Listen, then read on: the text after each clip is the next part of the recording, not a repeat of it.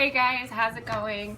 I thought that I would record some videos. I'm going to use our orange spiral just because it has a lot of really good problems and we didn't get a chance to go over all of them. So I'm going to use them as examples.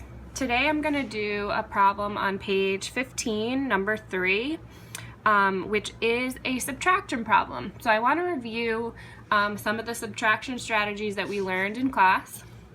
And for that I made a chart. So when we're subtracting, and these are some pretty large numbers, we'll look at it really closely in a minute, but there are a couple different strategies that we can use. So one strategy that we can use when we're subtracting is to add up from the smaller number. So if my equation was 90 minus 65, it is a subtraction problem, but I can also add to get the answer. So in this case, adding from the smaller number, I started at 65 and my goal is to end at 90. So as I add up these increments, those will get me my answer. So from 65 to 75, I made a jump. That was adding 10. 75 to 85, add another 10, and then 85 to 90 gets me to the total. That was adding another 5. So I can add my 10 plus 10 plus 5 to get the answer of 25. So adding can help us subtract. Now if we want to just subtract and be going backwards, there's two ways that we can do that. So in both of these cases, we're going to start at 90 because that's the total number that we're working with. And then we're subtracting 65. Now there's two ways to do this. The first way that I did it on the number line was by literally subtracting 65. So first I made a jump back of 60, which got me to 30, and then a jump back of 5 more. And that ended me at the answer, what's the difference between 90 when we take away 65? So the answer was 25. Now, there is another way to subtract though. We don't have to just do 90 and then go back 65. What we can do is starting at 90, stopping when we get to 65 to identify the difference. So in this second example, I started at 90, but I only need to jump back as much as it takes to get to 65. And that will tell me the difference between these two. We know that subtraction is really asking you to locate or identify the difference between two numbers. So I jumped back 10, another 10, and another 5, and that got me to 65. So the 10 I took away, plus the other 10 I took away, plus 5 that I took away was a difference of 25. Okay, so here are some strategies for our subtraction work. We're going to look at this problem, but the numbers are definitely much larger, so I'll have to decide which of those strategies I'm going to use when I'm doing this. All right, number 3. 7,431 people went to a basketball game. There were 9,125 seats in the arena. How many seats were empty? All right, so there are 9,125 seats in all, and 7,431 are taken. So I'm going to write out the equation. 9,125 minus 7,431. You guys know it's hard for me to write and talk at the same time sometimes. All right, so which strategy would I like to use?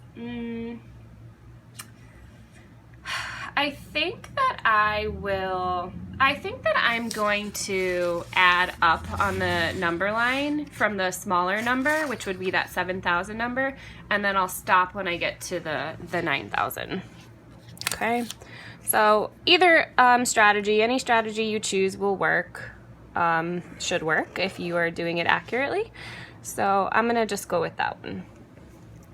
All right, so I'm starting on this end of the number line because when we use the number line, the smaller numbers are always on the left and the larger numbers are always on the right. I know sometimes we want to put the 7,431 here and then jump this way and be working to larger numbers, but that is technically not correct. So 7,431. And we're gonna stop when we get to this number, but I'm not gonna put it there yet because I don't know how many jumps I'm gonna take. All right, so the first jump I'm gonna take to get me as like close to this large number as I can is actually gonna be a pretty big jump. I always look for big jumps first. So I think I'm actually gonna make a jump of 1,000. If I add 1,000 to this number, I'm still not gonna be at the number that I wanna end up. So now this will be 8,431. Gets me closer. Could I make another jump of 1,000? If I make another jump of 1,000, it will be 9,431. That'll be too far.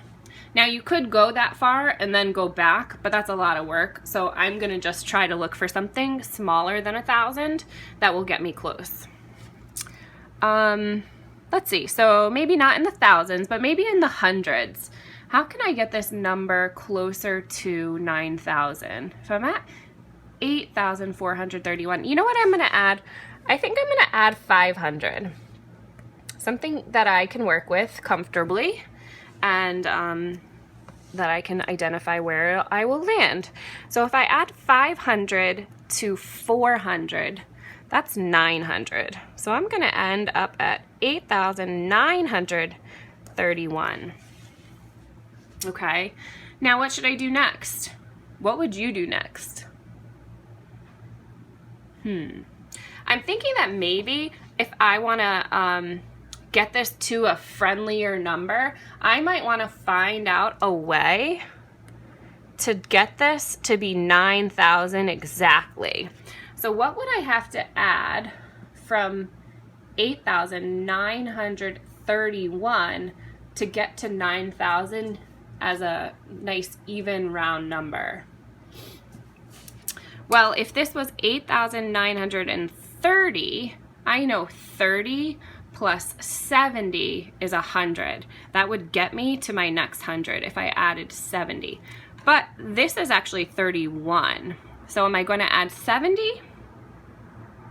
Nope, I'm going to add 69. All right, so 69 and 31 will be 100, which will get us to that 9,000. All right, now my next step is pretty easy. Since I'm looking to get to 9,125, what do I need to add? I'm at 9,000. Yeah, I can make a jump of 125. All right, I'm here. I'm at my number. What's my last step to figure out the answer to the equation? Shout it out. Yeah, I need to go through and I need to add up all my jumps. Those jumps are what will tell us the difference between our first number and the number that we subtracted. So our subtrahend to our minuend. So let's see, I'm gonna go ahead and write them down into their own number sentence. And I'll probably be able to add some of them in my head, while some of them I might have to do a little work. All right, well, I think I can add the first three numbers without doing any special equation work. So 1,000 plus 500 plus 69 is 1,569. Great. Now I just have to add 125.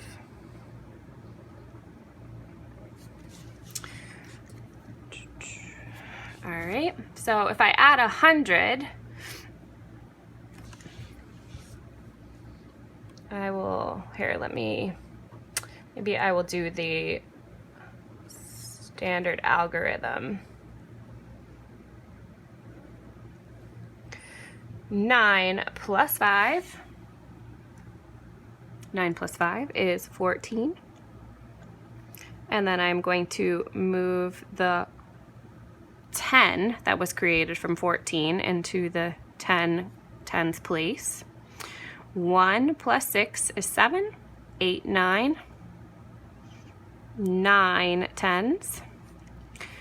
5 hundreds plus 100 is 600. And 1,000 plus nothing is still 1,000. All right, so my answer is 1,694 seats empty. Let's see if that answer choice is there. Ooh, it's right here. All right, so I think that I solved this equation. I used subtraction, and I chose my strategy adding up from the smaller number to the larger number. Okay, so go check it out in your orange spiral. It's page 15 and it's number 3. Did you get B? All right, talk later.